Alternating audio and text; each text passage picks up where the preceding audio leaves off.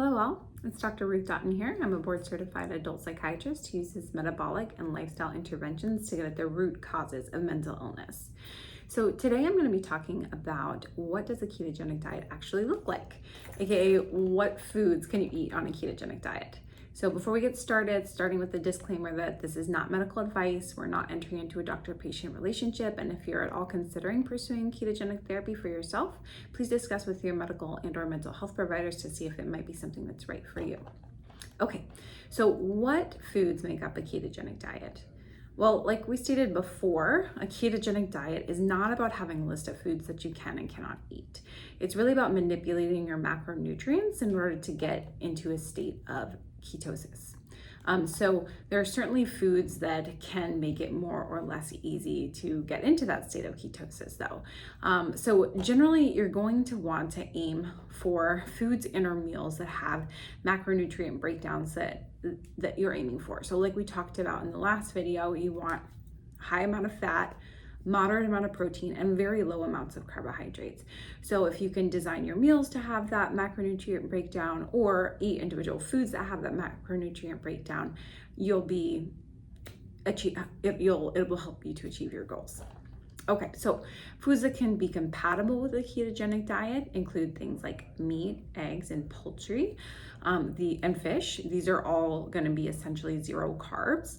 And on keto, the fattier the cut of meat, the better. But you can also always add additional fat with added fats like butter, lard, tallow, things like that. So now traditionally we've been taught to aim for the leaner cuts of meat, but on a ketogenic diet, that's not what you want because then you're going to be getting too much protein. You want the fatty cuts of meat. You want the bacon, the pork belly, the 75% ground beef type of meat. So additionally, full fat dairy, so things like full fat cheeses, heavy cream, sour cream, cream cheese, those are all good options as long as you don't have a lactose intolerance.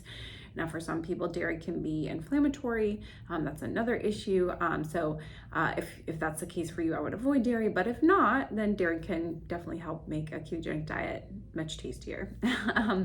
So it is important to keep in mind that depending on the dairy product, it might have a decent amount of protein and or carbohydrates. So like lactose, right, is the ose means sugar. So anything with lactose is gonna have sugar in it. So please check your labels when you're consuming dairy products to see like how many carbs and how much protein is in it to make sure that it can fit into your macronutrient goals. So additionally, added fats and oils like we talked about, these can either be added animal fats, so think butter, lard, tallow, bacon grease, or plant-based fats, so coconut oil, avocado oil, olive oil, sesame oil, and MCT oil. And MCT oil, this is a derivative of coconut oil that gets metabolized straight into ketones. So it can be a great supplement to help boost your ketone levels a little bit. Now, I would recommend avoiding the processed vegetable oils, or otherwise known as seed oils. These have a lot of inflammatory processes that are not going to help you to be able to achieve your goals. Additionally, non-starchy fibrous vegetables are great additions to a ketogenic diet, and they help to ensure that you're getting enough of your micronutrients in your diet. So these would include things like leafy greens, cauliflower, broccoli, bell pepper, zucchini, mushrooms, asparagus, among others. Fatty fruits like avocado and olives are also great additions to a ketogenic diet. And you can even have small amounts of low sugar berries. So things like raspberries, not blueberries, raspberries, blackberries, and strawberries. And then high fat and fiber nuts as well can be a great addition. So things like almonds, cashews, macadamia nuts. Again, these do need to be added in moderation because it's pretty easy to overdo it with the protein and the carbs on these if you're not careful. Sugar-free chocolate is also a nice treat that you can have in moderation, but you just have to make sure that it's sweetened with a keto-friendly sweetener, and we'll talk about those as well. Okay, so what foods should be avoided on a ketogenic diet? So these would essentially include all grains. These are just going to be too high in carbohydrates. So that's things like bread, pasta, rice, cereal, oatmeal, etc. And then low fat dairy products, so anything that's a lower fat dairy product, they essentially replace the fat with more sugar, so carbohydrates. So I would avoid these. And then also starchy vegetables, so think things that are like growing in the ground, so potatoes, carrots, beets, parsnips. These are all going to be too high in carbohydrates. And then most fruit, like we said, other than like the fatty fruits or the low carb berries, these are going to have too many carbohydrates for you to maintain a state of ketosis. Additionally, any added or refined sugars, like even natural sugars like honey, molasses, dates, syrup, things like this, those all are gonna knock you right out of ketosis, so I would avoid those. Now, how about alcohol? So there are some low carbohydrate alcoholic beverages out there. So most spirits do have 0 carbohydrates, and there are low carbohydrate wines. So think like 1 to 3 carbs per serving. And hard seltzers, they can have as low as maybe 2 carbs per serving.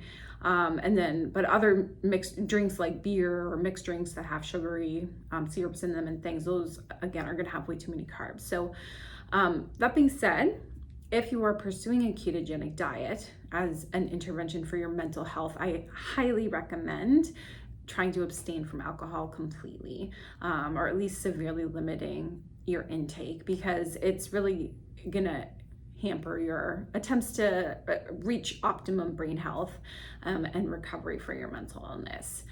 So it is a mitochondrial poison, and so it's gonna make it really difficult to achieve those goals.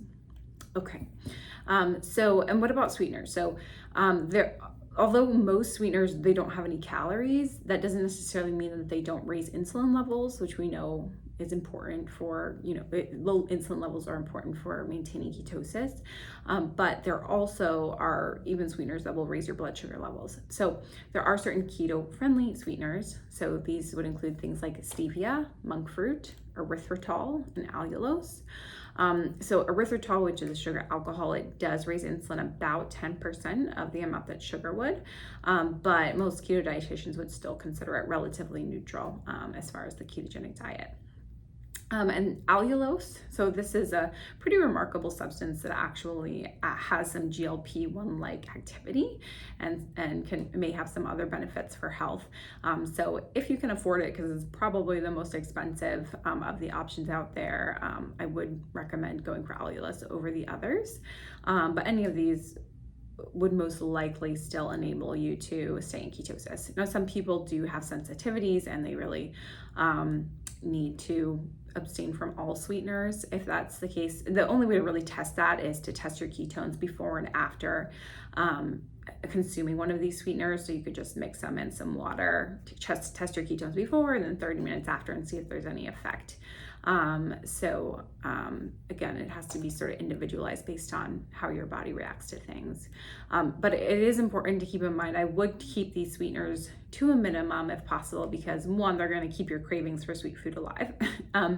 And 2, too much consumption of sweeteners, we know that there can be negative effects on the microbiome. And so in general, would recommend not consuming these heavily in your ketogenic diet. Additionally, I would recommend avoiding any of the keto products, aka junk food, that you see at the grocery store. 1, these products have tons of additives that are not good for you. 2, many of them say they're keto friendly, but they're using a different calculation of carbs, where they're subtracting grams of sweetener, and they actually contain more carbs than we would recommend. So, and then lastly, they're expensive. So you don't need it. It's really just better to maintain a simple whole food diet when you're trying to do ketogenic therapy. Okay, so let's kind of walk through maybe what a typical day of ketogenic eating might look like. So most people on a ketogenic diet do report significant reduction in their appetite. So many people may only eat twice a day, but for our purposes today, we'll go through like a 3-meal day. But I would try and generally avoid snacking. And most people, once they're keto adapted, don't feel the need to snack.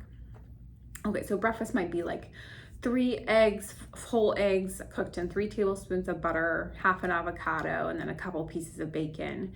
Then lunch could be like a 4-ounce piece of like a fatty chicken cut, like maybe chicken thigh or chicken wings, things like that, with the skin on, with additional butter, maybe a sour cream sauce or something. And then you could have a side of some low carb vegetable, like a kale or broccoli or something, drizzled with some olive oil, and yeah, so that would, with some additional fat.